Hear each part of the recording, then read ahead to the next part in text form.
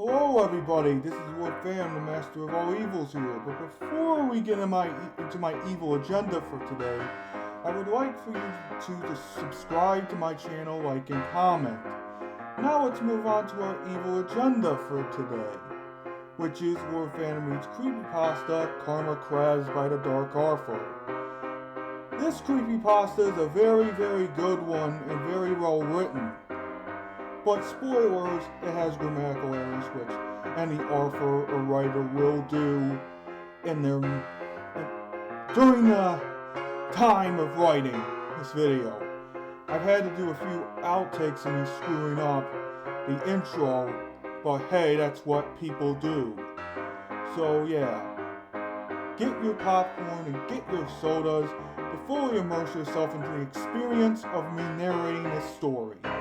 So I'll see you guys later, and stick around for the review. This is a story of revenge, and getting back at people who have wronged you, a tale of indignation, annoyance, and exploitation.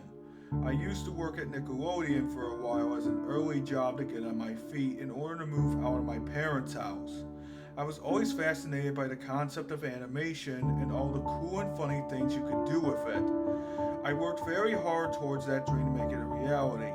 My parents thankfully were extremely supportive of the idea and always looked to help me where they could. Eventually, after a few years of searching, Nickelodeon themselves were hiring for animators. The pay was pretty standard and the hours weren't too obnoxious, so I decided to go for it. I loved Nickelodeon ever since I was a little kid, Rocko's Modern Life in particular. I've had vivid daydreams about the one day where my ideas would get picked up by a higher executive at any animation studio. So the mere thought of Nickelodeon themselves offering to hire me was incomprehensible. After a few days of filling things out properly and figuring out where the building was, I was off to the building that would help me hone my skills. I arrived there after 45 impatient minutes, and when I pulled up, I was a little disappointed. The building looked very grubby and barely resembled any kind of Nickelodeon building I had thought of before.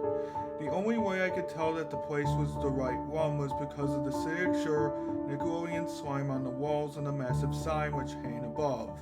I learned not to judge my book by its cover as a child.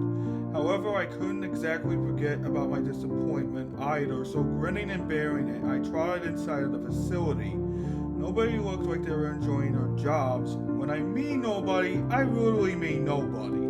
They all looked like their families had forgotten about their birthdays, constantly gloomy and sad expressions on their face. But I'm getting off topic. Let's discuss what the story is really about.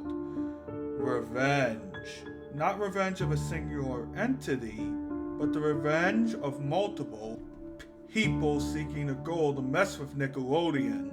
The year was 2004 and the Spongebob movie had just wrapped up in its entirety. The entire staff was completely diminished. It looked as if all joy had completely vanished in their lives. The higher executives wanted this movie out in this extremely specific and light date, giving us not much time around the clock to produce it. We also learned the news that Steven Hillenburg had decided to depart from the show, believing that Spongebob had ran its course. I completely agree with this viewpoint. Look at the show Rugrats, for instance. That show has been beyond milked to death at this point. Every single time I see a damn Rugrats plush, I just want to burn it. It looked as if SpongeBob was going to be the newest money cow for the company to milk profits from. And now looking at it many years later, it indeed became the money cow for Nick. Naturally, there was some hostility and dislike amongst the staff members about how the higher-ups were pressuring and forcing us to produce mediocre and bland episodes on a constant loop with very little breaks or inspiration. Our pay remained consistently the same, considering how much time we were now working. It seemed as if we were being ripped off. I was in this camp too, being very saddened and annoyed that one of my favorite companies, a media giant I used to worship as a child, was a complete facade. It was only a matter of time before we inevitably snapped. Not like a total maniac, but we snapped in anger. Then one of us came up with a plan to finally exact revenge on this disgusting, abusive company for good. One higher executive in particular, we will call him Gerald, was always a massive fan of Mr. Krabs. I guess he saw a spitting image of himself within the character. So in a way to get him back in particular, we crafted a Mr. Krabs oriented episode. The title was certainly a tough choice.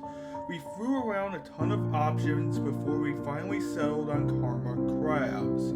Now, no matter how crafty or tech savvy we were, there was no chance of us convincing the original voice actors like Tom Kenny to voice act in our little project. Our solution was to steal segments of other episodes and would sync them up with our script. Thankfully, one of our guys tinkered with audio in his spare time. It was not perfect due to the limited amount of resources we had, but it looked believable enough. I never took part in the actual animation or the voice acting. I was more the lookout or scout of the group, collecting information and picking up on signs as if the executives suspected something was awry. After slaving away at the project for a little over a year, finally it was completed. This is the final project.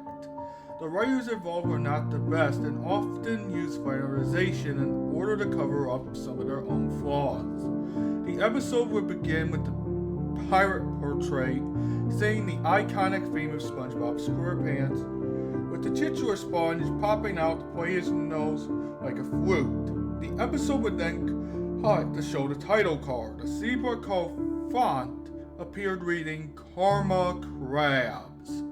It showed what looked like a prison cell with rusting iron bars.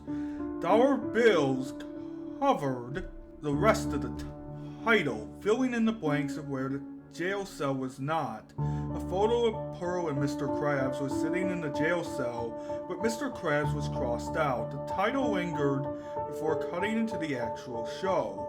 It cut over to the Krusty Krab on a seemingly normal day. The place was completely stuffed with hungry customers, barking requests at the cash register.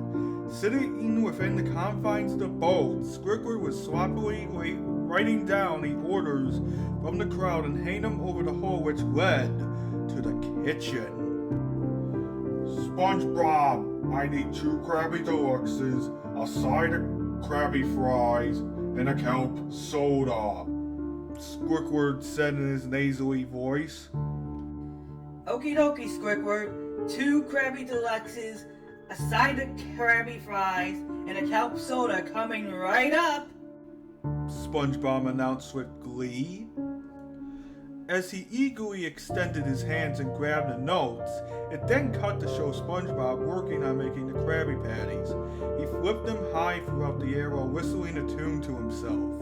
The Spun then expertly landed them onto a set of buns while tossing on the usual ketchup, mustard, lettuce, cheese, and tomatoes with an onion. Happy with his work, SpongeBob dinged the bell twice and handed the food to Squidward.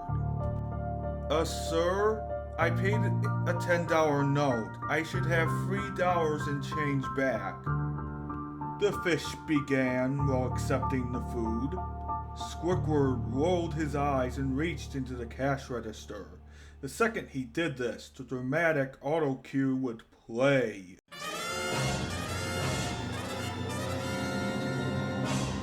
Mr. Krabs then bursted through the door while looking furious. Mr. Squidward, what is the meaning of this? We don't open the cash register! Mr. Krabs shouted while the furious look still lingered on his face. The crustacean was recently being forced to pay more taxes than usual, after it was discovered he had been avoiding them for a while. However, they did not know the full extent of Mr. Krabs' greed. Mr. Krabs, he paid with a $10 note. He needs $3 in change. Squidward responded while being slightly unnerved by his boss's sudden outburst. I don't care about that. In fact, Mr. Krabs retorted while running to the front of the restaurant. He retrieved the chalkboard and begun writing something in the window. It said no change. Everyone in the restaurant cringed at the sound of the chalk being scribbled on. Mr. Krabs, what has gotten into you? You're being more of a cheapskate than usual. Squidward retorted while slightly being annoyed. I have to pay the bills and taxes, Mr. Squidward. Every single penny matters. In fact, due to your behavior, I am docking your pay by $25. The greedy crab announced as he gave Squidward an annoyed look. The octopus looked absolutely floored at what his boss announced to him. The fish, who was waiting for his change, stood impatiently. Hey, when am I gonna get my change back? He asked Mr. Krabs. You're not getting a penny, even if I get thrown in the J.V. Jones locker. Mr. Krabs said rudely. Before the fish could respond back, Mr. Krabs cartoonishly picked him up and tossed him out of the building. Squidward grunted and made noises of annoyance before he retreated away from Mr. Krabs and exited the building to take a break. Spongebob seemed to notice that there was something wrong with both Squidward and Mr. Krabs. He proceeded to follow Squidward out of the Krusty Krab and went to talk with him. Squidward, is it me or is Mr. Krabs acting nastier than usual? SpongeBob asked, trying to start up a conversation with the octopus. For once, I have to agree with you, SpongeBob. Squidward responded. Mr. Krabs had always been a cheapskate, but not one that was nasty. The episode then cut back to show Mr. Krabs sighing with annoyance at the altercations from earlier. Some mysterious music was playing in the background as if to indicate something sketchy was going on. A flashback suddenly came forth, showing Mr. Krabs cheerfully checking his personal vault full of his valuables. Then all of a sudden a loud explosion shook the entire restaurant.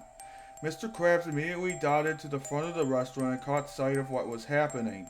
Plankton had planted a bomb onto one of the windows in the Krusty Krab. A giant hole in a pile of debris was the only thing that remained of the wall.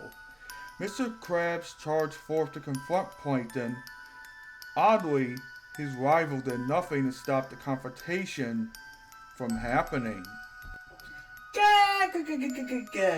Plankton, this has to be the worst of your plans to steal me formula. You didn't even try to go forward to the restaurant. Mr. Krabs said while giggling at Plankton. After all these years, I began to realize how much of a truly awful person you really are. Plankton began. This caused Mr. Krabs to stand still awkwardly for a moment. A look of genuine confusion was on his face. And it is about time the public knew. Plankton announced. He then retrieved a hidden needle and stuck it into the back of Mr. Krabs. He injected the liquid into the crustacean system. Mr. Krabs looked slightly in pain. He proceeded to toss Plankton out of the hole he had created in the wall. This time, instead of comedically threatening Krabs as he usually did, he instead flew with a big grin on his face. The plan went perfectly, my dear computer wife. You actually came up with a good plan for once. Plankton announced after he was caught midair by Karen, his computer wife. Now, all we have to do is lay low and let this happen. Don't go messing this up like you always do. Karen said nonchalantly. Yes, soon the world will finally see the truth about Krabs, and the formula will be mine, Plankton said with his signature evil grin. It then cut back to Mr. Krabs, who was rummaging around in his office for something. He retrieved a bottle which contained the Krabby Patty secret formula. He then proceeded to hide it within his safe and placed a lock over it to seal it shut tight. Mr. Krabs was clearly paranoid and distrustful as his eyes darted all around the room, looking for a threat, and and seemingly finding none. It cut back to Squidward and Spongebob still outside. I got it, Squidward. It must be Plankton's work. He's always trying to steal the Krabby Patty's secret formula. SpongeBob said. Alright. Look, I am only doing this because Mr. Krabs is borderline abusive right now. Don't think that this makes us best friends or anything. Squidward said before SpongeBob got any idea. Plankton, what have you done to Mr. Krabs? SpongeBob shouted as he kicked the door open to the chum bucket. Squidward followed in close behind. I have no idea what you're talking about, SpongeBob. Plankton responded nonchalantly. Cut the lies, Plankton. I know you did something to Mr. Krabs, and I want it undone pronto. Squidward said angrily. Plankton remained calm despite Squidward's aggressive accusations. He proceeded to hop off of Karen and he made his way over to a computer screen. You two seriously think that Mr. Krabs is a worthwhile person? SpongeBob, he pays you practically nothing despite all the hard work you put in for him. Squidward, he constantly annoys you and underpays you as just as much as SpongeBob. Plankton began. No, Mr. Krabs is a good guy. You're the one that made him nasty. SpongeBob responded with slight hesitancy in his voice. I merely accelerated who he truly is, SpongeBob. The stuff he doesn't tell you about. Plankton continued. He then cut to Karen playing something on the massive monitor screen. Squidward and SpongeBob pulled out a seat and both sat down watching the screen. The screen cut to a video feed that was taken a few months ago. The static crackled for a moment until finally the feed loaded. It showcased Mr. Krabs and Pearl getting into an altercation about how Mr. Krabs never pays for anything for her and how he put no effort into getting her anything of substantial value. The argument got heated quickly. There were even some bleep swear words bleached with the sound effects from Sailor Mouth until the inevitable happened. Mr. Krabs, in a fear-blind anger, smacked Pearl viciously across the face with one of his claws. This knocked her on her butt, and a red mark was the only thing that remained from her attack. She began sobbing hysterically, and she attempted to run away from the house, only to be intercepted by the angry crab. Mr. Krabs had retrieved a butcher's knife and held it to Pearl's throat, threateningly. If you ever give a word of this to anyone, I'll put you in the ground. You hear me? Mr. Krabs bellowed at the top of his lungs. Pearl nodded quickly and ran out of the house. This was also around the same time that Pearl stopped visiting the Krusty Krab. The feed faded into static once more, then cut back to showcase another video that was taken more recently. Said video displayed Mr. Krabs stealing money directly from his mother's purse. A sickeningly wide grin was present on his face as he robbed his own flesh and blood, queen of their hard-earned wealth.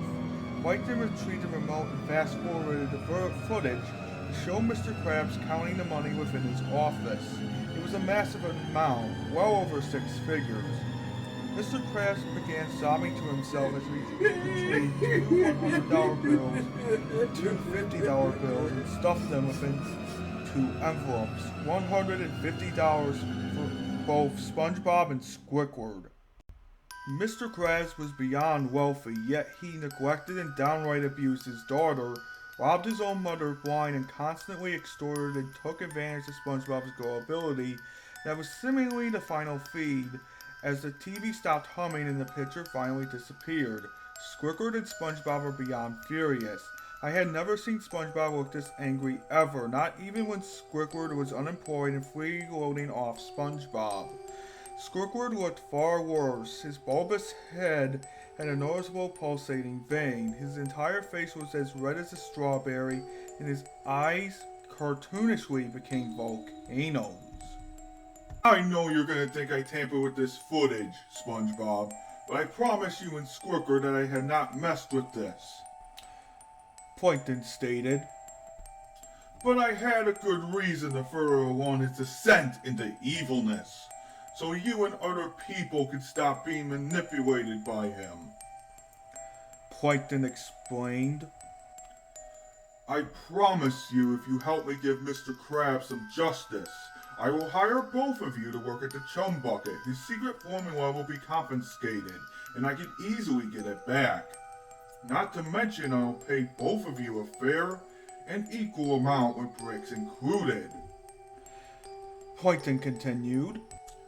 I will not extort customers or do anything illegal.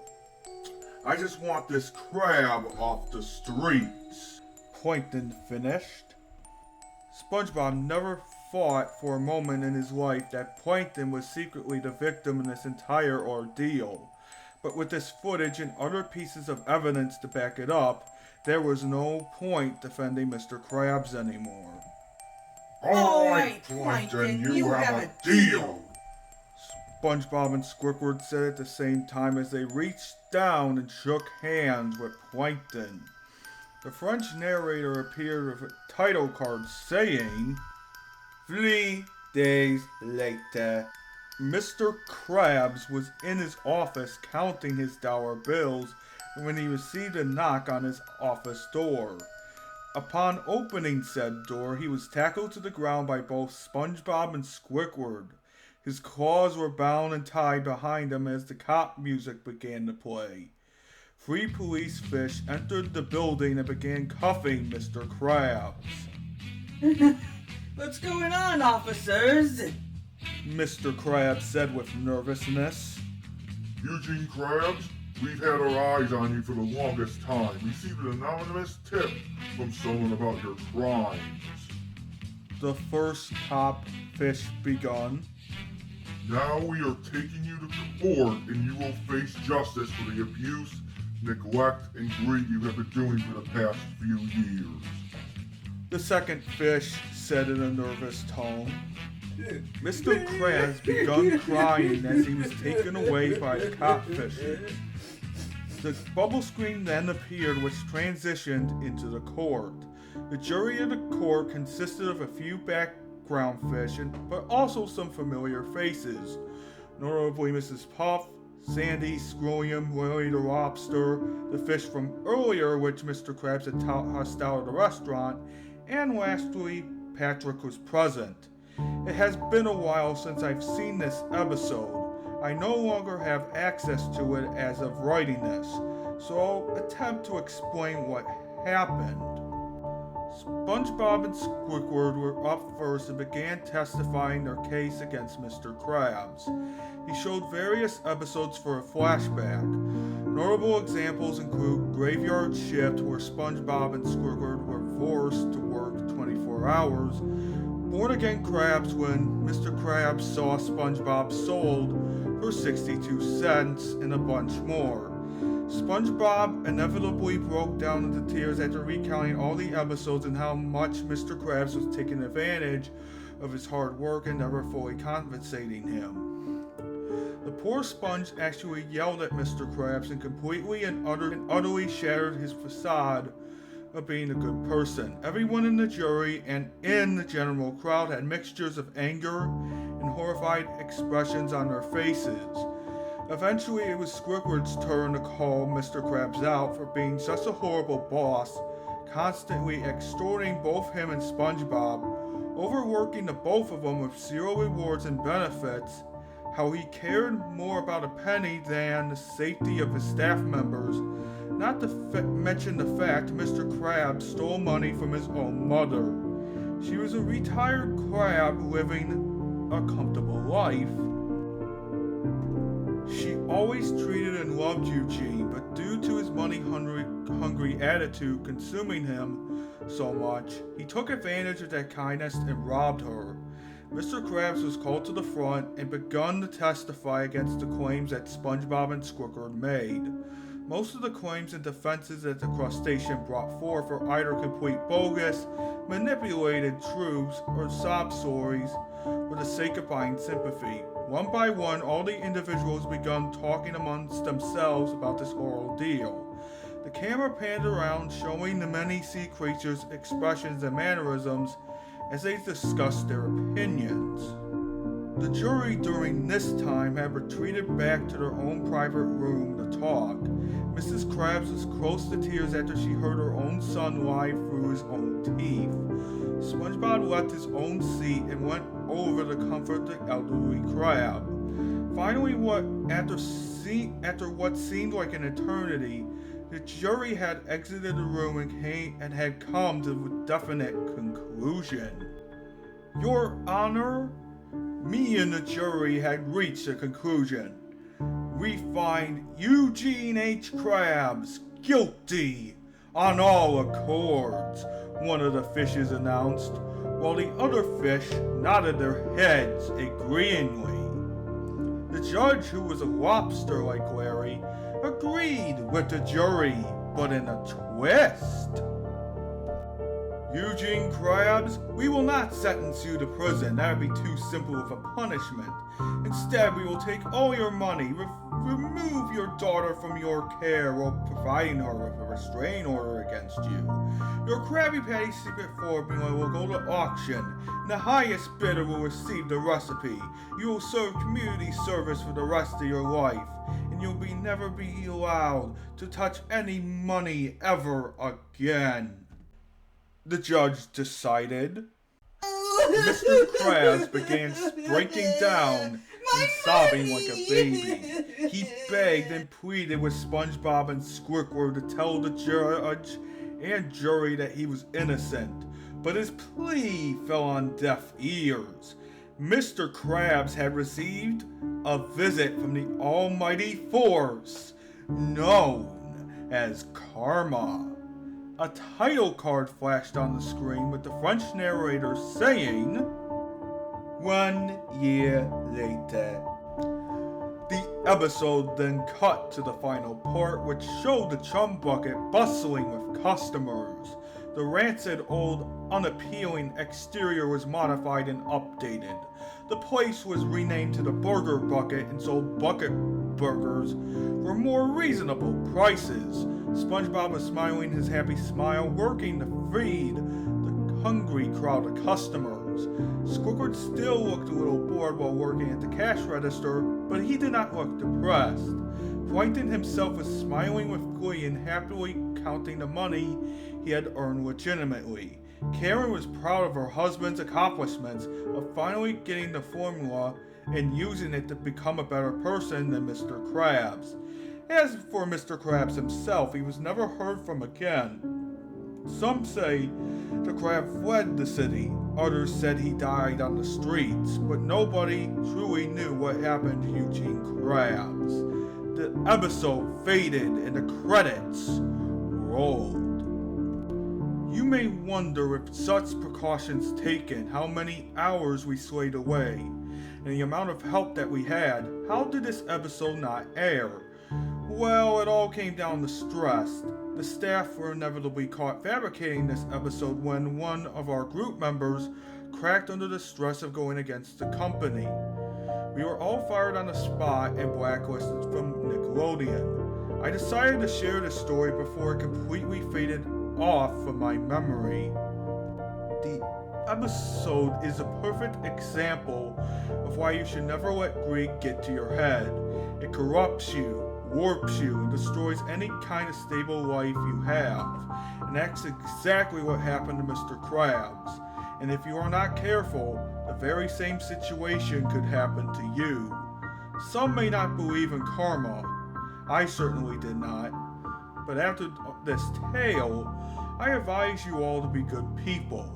You can never know if you could be the next Karma Krab. So that was Karma Krabs, a SpongeBob Lost episode creepypasta that was written by the Dark Author. Man, this story was good. It was very, very, very good indeed. Mr. Krabs getting punished for all the crap that he's done over the years. Oh man, he deserved that. You know what would have been better? If it was set during season 6 instead. Then it would be the ultimate comeuppance for Mr. Krabs. So the story is pretty good. I liked it from beginning to end. The writers had problems, or the animators had problems with Nickelodeon, which does happen in real life, by the way. It happens in real life. Nickelodeon has always been this evil company that wants to take control of every animation studio, I think. But so it is finally about time that Mr. Krabs got his comeuppance. The lost episode itself was a pretty good story from beginning to end. Also, Mr. Krabs was indeed stabbed by Plankton with some yellow liquid, but it was justified because it is finally about time that Mr. Krabs got comeuppance for the Graveyard Shift episode, Born Again Krabs, and countless more episodes where he's a prick and he pretends to be on the good side. Yeah, we don't like people that are both good and evil, unfortunately. Us villains, because you gotta pick one side or the other. You can't just do both, unfortunately.